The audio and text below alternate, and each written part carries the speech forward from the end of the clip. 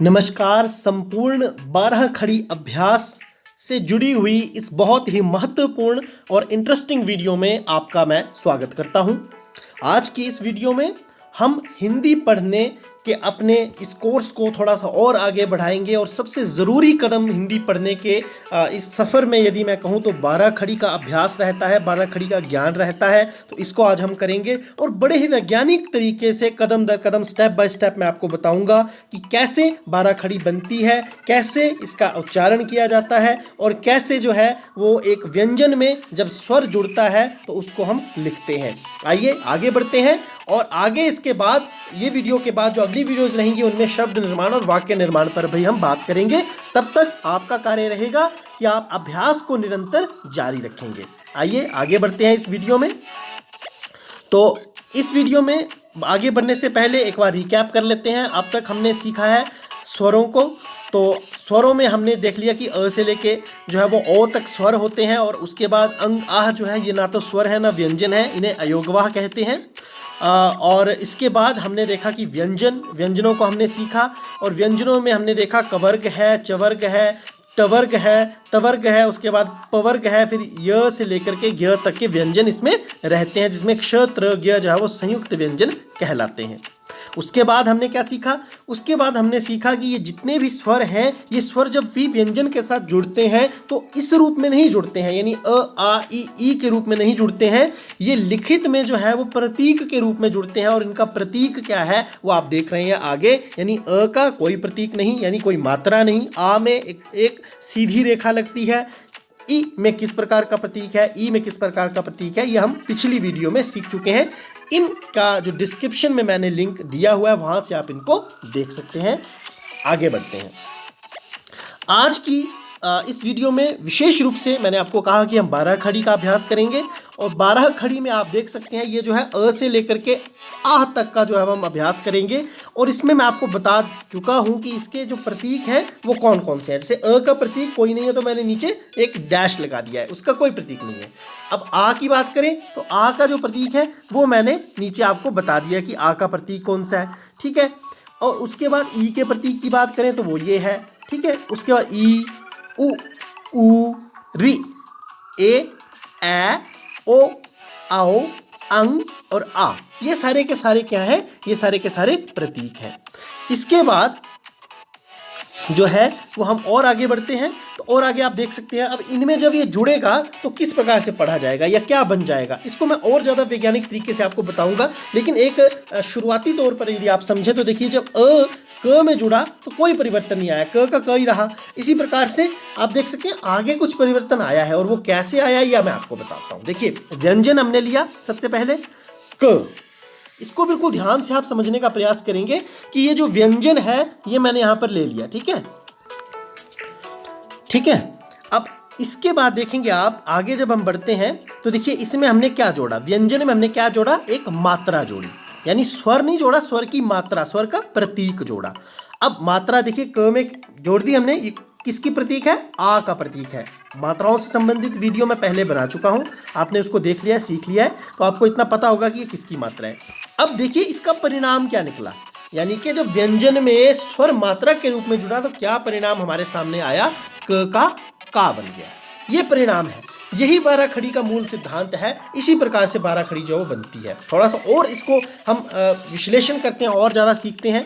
देखिए क मैंने आपको बताया क में जुड़ी आ की क में जो है वो अ की मात्रा यदि जुड़ती है, जो कि कोई मात्रा है नहीं वास्तव में, तो परिवर्तन भी कोई नहीं आ रहा है। देखिए क का क ही रह रहा है। उसी प्रकार से यदि क में अब मात्रा आ की जुड़ी है तो परिवर्तन लिखावट में भी आ गया, ठीक है, और इसका उच्चारण भी क से क्या हो गया, का हो गया, ठीक है। अब आगे देखिए उसी क में जब ई की मात्रा जुड़ी तो परिणाम हमारे सामने क्या आ गया, उसका की बन गया। लिखावट में भी परिवर्तन आ गया और साथ ही साथ उसके उच्चारण में भी जो है वो परिवर्तन आ गया।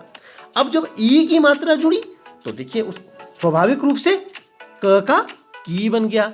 और आगे चलते हैं और ज्यादा इसको विश्लेषण करते हैं। देखिए अब क में अब आगे क्या जुड़ेगा, ऊ की मात्रा, ठीक है, ऊ, तो ऊ बन गया, ठीक है। क में ऊ जुड़ा तो ऊ, अब क में ऊ जुड़ा तो आप देख सकते हैं क्या बन गया है, कू बन गया है।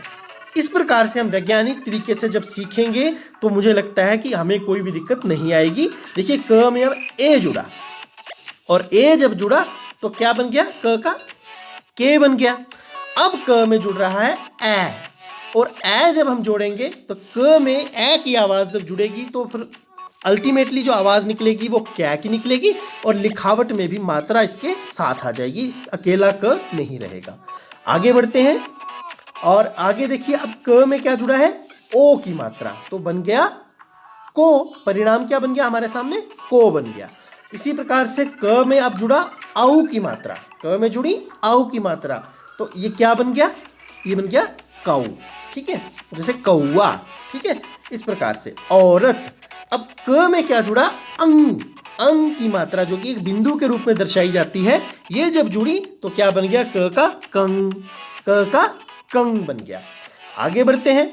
ठीक है, आगे देखिए अब क में अब क्या जुड़ रहा है, अब क में जुड़ रहा है अह, विसर्ग जुड़ी है तो क का बन गया कह। क्या बन गया, क का कह बन गया। अब इसमें आपने देखा अब तक बना हुआ, अब हम वर्ग के हिसाब से आगे बढ़ेंगे और जो आपको कार्यपत्रक दिए गए होंगे उनमें आप इस प्रकार से करेंगे। पूरे एक सप्ताह तक ये कोर्स हमारा चलेगा। हर एक दिन हम विशेष रूप से कोई वर्ग लेंगे और धीरे धीरे एक सप्ताह के बाद हम पाएंगे कि पूरी की पूरी 12 खड़ी आपको जो है वो समझ में भी आ जाएगी, उसका ज्ञान भी हो जाएगा। और अभ्यास कहते हैं, करत करत अभ्यास के जड़मति होत सुजान, आपको अभ्यास भी जो है वो इसका हो जाएगा। तो देखिए क से लेकर के कह तक मैंने बताया। अभी मैंने आपको आराम आराम से पढ़कर बताया, अब आप कैसे पढ़ेंगे। देखिए क, का, की, कु, क्री, के, कै, को, कौ, कंग, का। अब इसको ना तो आपने बहुत आराम से पढ़ना है और ना ही बहुत तेज। जैसे कई बार बच्चे कैसे पढ़ते हैं, देखिए का, की, कु, के, कै, के, कौ, कंग, का, ये गलत तरीका है। इस प्रकार से जो भाषा है उसमें दोष आ जाता है। ठीक है, फिर वो दोष कई बार स्थायी बन जाता है, तो हमने इस चीज से भी बच्चों को रोकना है। हमारा स्पीड कैसी रहनी चाहिए, मैं फिर से आपको बताता हूँ। ख, खा, खी, खी, खु, खू, ख्री, खे, खे, खो, खाऊ, खंग, खा। ये एक गति हमारी आदर्श गति रहनी चाहिए ताकि हमारा जो समझ में भी आ सके जो हम बोल रहे हैं। ठीक है, आगे देखिए ग का भी उसी प्रकार से है। गा, गी, गी, गु, गु, ग्री, गे, कै, गो, गौ, गंग, गा।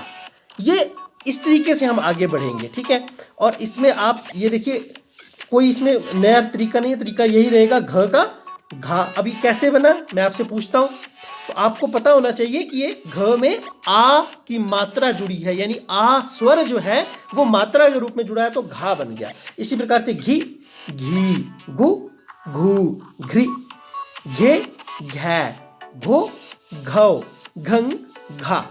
ठीक है, अब ये अंग। ठीक है, तो अंग को भी आप इसी प्रकार से जो है उसका उच्चारण करेंगे। अंग, अंगा, इंगी, नी, उ, ऊ, यी, ये, यूं, या, यंग, या। इस प्रकार से आप चलेंगे। ठीक है, तब आपको दिक्कत नहीं आएगी। अब इस प्रकार से हमने कवर्ग कर लिया, अब हम चवर्ग की ओर चलते हैं। तो चवर्ग में भी देखिए उसी प्रकार से है। च में, छ में, ज में, झ में, य में मात्रा जुड़ेगी। कौन सी मात्रा जुड़ेगी, पहले आ की, फिर ई की, उ, री, ए, ओ, औ, अंग, आ। इस प्रकार से मात्राएं आगे जुड़ती जाएंगी। ठीक है, तो आप इसको पढ़ने का अभ्यास कीजिए। वीडियो को पॉज कीजिए, एक वर्ग मैंने आपके लिए पढ़कर बताया, इसको आप स्वयं पढ़ने का अभ्यास कीजिए। आगे बढ़ते हैं। उसी प्रकार से अब ट वर्ग आ गया। ट वर्ग यानी जो ट की जो एक पंक्ति बनती है उसमें जो आता है, जैसे ट, ठ, ड, ढ, अण। ट से बनेगा ट, टा, टी, टी, टू, टू, ट्री, टे, टै, टो, टौ, टन, टा। अब ठ का भी देखिए, ठ, ठा, ठी, ठी, ठू, ठू, ठे, ठै, ठो, ठौ, ठन, ठा। ये तरीका है। इस प्रकार से जो बाकी बच गई हैं 3 ड, ढ और ण, इसको आप स्वयं पढ़ें। ठीक है, और अभ्यास करें। यदि आपको दिक्कत आती है तो आप कमेंट बॉक्स में लिखें, उसका निवारण करने का पूरा प्रयास जो है वो करेंगे आपके लिए।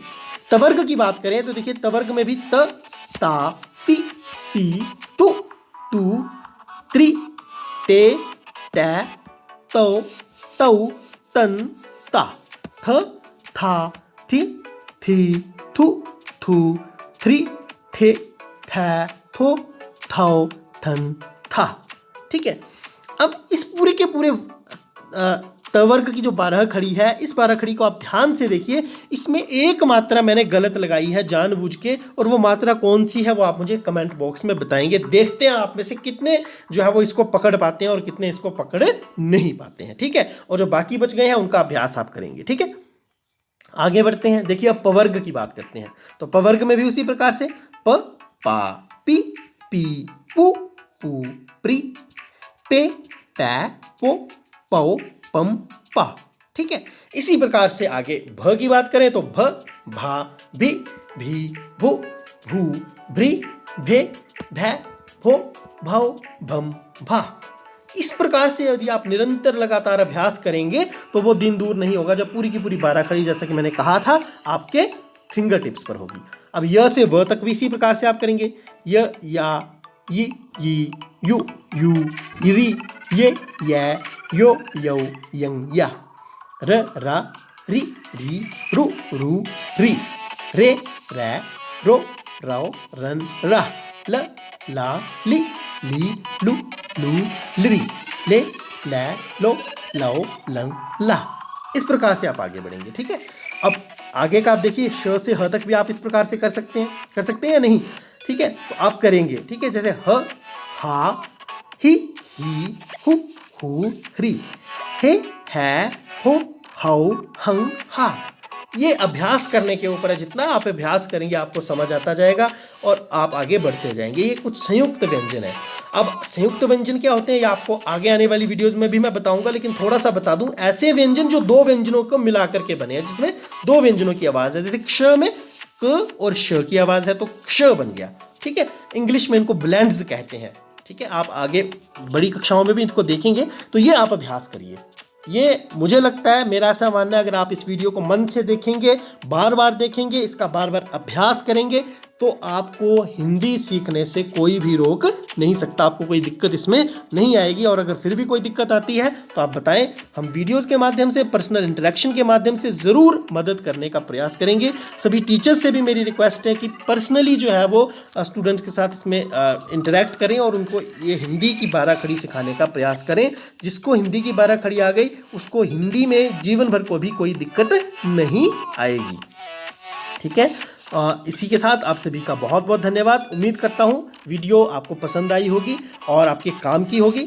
अगर आपको अच्छी लगी है तो आप वीडियो को लाइक ज़रूर करें जाते जाते, और हाँ, चैनल को सब्सक्राइब करेंगे तो नई वीडियोस की नोटिफिकेशन आपको मिलती रहेगी। और अपने दोस्तों के साथ शेयर करना बिल्कुल ना भूलें ताकि उन तक भी ये जानकारी पहुँच सके। धन्यवाद, जय हिंद।